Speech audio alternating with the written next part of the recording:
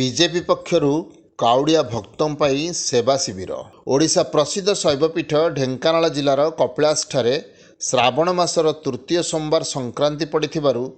कपिलासଠାରେ रविवार दिन लक्षाधिक भक्तों समागम देखा मिली। एही परिप्रेक्षी विभिन्न स्थान में भजन परिवेषण सह बहु अनुष्ठान पक्षरु काउडिया मानक पई समस्त प्रकार सेवा जोगाई दिया जाउथुवा बेले जोगाण और खाउटी कल्याण विभाग मंत्री तत्वावधान में ढेंकानाल बीजेपी पक्षरु काउडिया भक्त मानक एक सेवा शिविर आयोजन करा जायथिला। एहासह भक्त मानक पई समस्त प्रकार सेवा साहाय्य जोगाई दिया जायथिला। एही कार्यक्रम रे पूर्वतन जिला युव मोर्चा सभापति महादीप जसवंत महिमा, ढेंकानाल सांसद गंदिया ब्लॉक प्रतिनिधि ललित दास, कपिलास मंडल सभापति प्रताप पति, महिमा मंडल सभापति प्रताप नाथ, काबेरा समिति सभ्य शत्रुघ्न राउत और बहु संख्यक बीजेपी दलीय कर्मी उपस्थित रही काउडिया भाई मानकु भोजन प्रदान सह अन्य सेवा उपस्थित रही उपलब्ध कराउथिले। महादीप जसवंत महिमा, भारतीय जनता युव मोर्चार पूर्वतन सभापति, ढेंकानाल जिला। ओम नमो चंद्रशेखराय नमो। चंद्रशेखर पीठरे मान्यवर मंत्री सौजन्यता दृष्टिकोण आज गोटे सेवा कार्य समस्त भारतीय जनता पार्टी कार्यकर्ता और साधारण बहुत लोक आम सहित जोगदे स्वेच्छासेवी अनुष्ठान मान जोगदे किसी भाई आमको आग्रह प्रकाश कले कटक भी आसिक आम सहित जोगदे तो सेवा कार्य जो बसीलु एमती कथा आलोचना है भितर सेवा कार्य करवा तार माने बोलबम भक्त मान कार्य हम एवं सेवा कार्यटा माने कहार निर्देश क्या आदेश रे हुए सेवा कार्य सेवा मनोवृत्ति की नहीं हुए एवं सेवा मनोवृत्ति आमर सदाबले जमती कि जागर रे जल छत्र खोल जा मान्यवर मंत्री सौजन्य एवं भारतीय जनता पार्टी तरफ ये भी एक सेवा कार्य काउडिया भाई माने भौणी माने विभिन्न राज्यर विभिन्न कोण अनुकोण आसुँच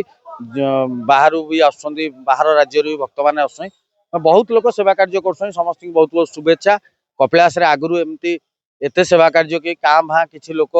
बाट दाण्ड करुले किंतु एबे आज आम जी देखिलु कपिलास भरी जाइए सेवा कार्य खाद्यर आसर खोली जाइथिबा कहले भी अत्युक्त हेनी कौन काउडिया जमती असुविधा न भोगु किछि माने खाद्य मेडिसिन विभिन्न प्रकार सेवा चलती मेडिसिन किए मालिश लोक मैंने कर लोक मैंने खाली सेड पूरा पालर मारिकी रखिंट विभिन्न जगार लोक रेस्ट नापी सेवा कार्य समस्त मनोवृत्ति की आसा दरकार। आज आम मैंने करुचु आगामी दिन में आहरी स्वेच्छासेवी अनुष्ठान आगू बाहर बहुत स्वेच्छासेवी अनुष्ठान भी सेवा कार्य जारी रखिंट एठू तो आरंभ कले ढेंकानाल ठू पूरा कपिलास पाददेश पर्यंत कौटे एमती खाली ना गोटे माने पैसा देकी कई लोक ये कौन टे बिस्कुटे किण कि चाटे किण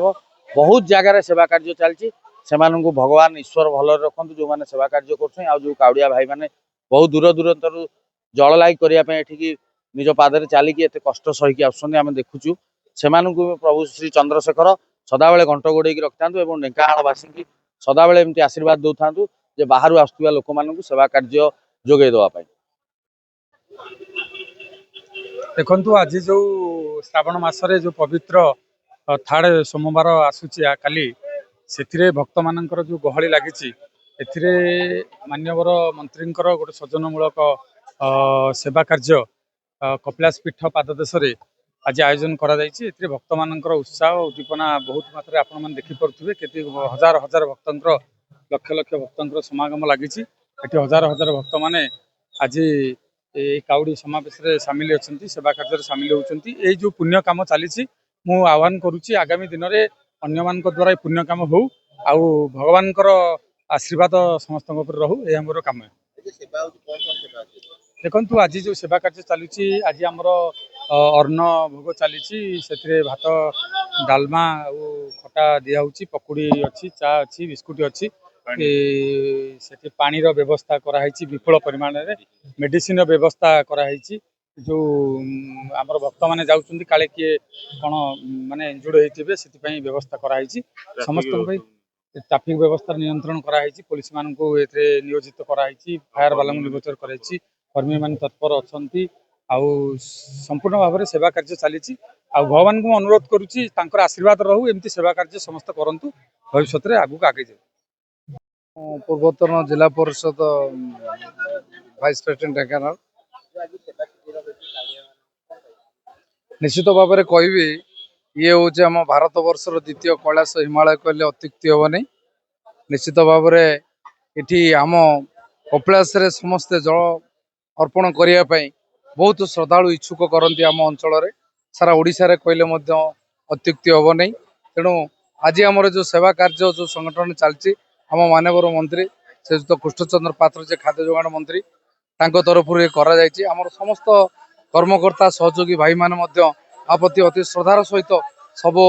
काउड़िया भाई मान सेवा करने इच्छा प्रकाश कर समस्ते एकत्रित होती। ये निश्चित भाव में आम अंचल कपिलास एक बड़ शिवपीठ एटा समस्ते जानती। आम ओडिशा रे लिंगराज पर निश्चित कपिलास को समस्त मान्यता दियंती।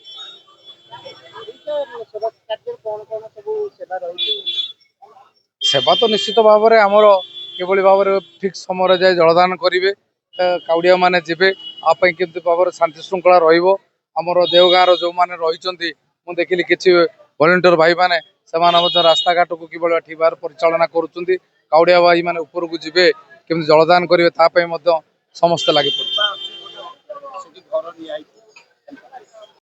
नमस्कार मु प्रदीप कुमार दास पूर्वतन भारतीय जनता पार्टी के सभापति गंदिया ब्लॉक।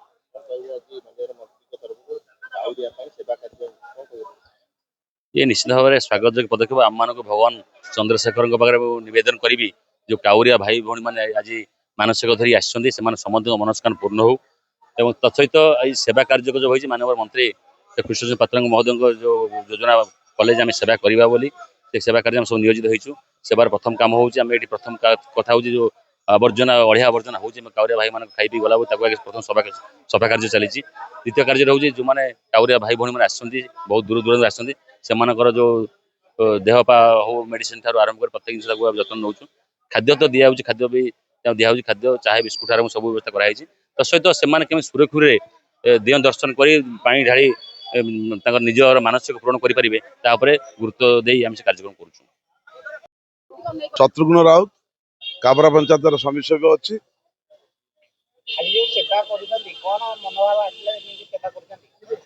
विगत दिन में आमर लक्ष्य थिला किंतु हो पार नथला कौन सी कारणवशत किंतु आज माननीय मंत्री प्रचेषार समस्त दायित्व नहीं से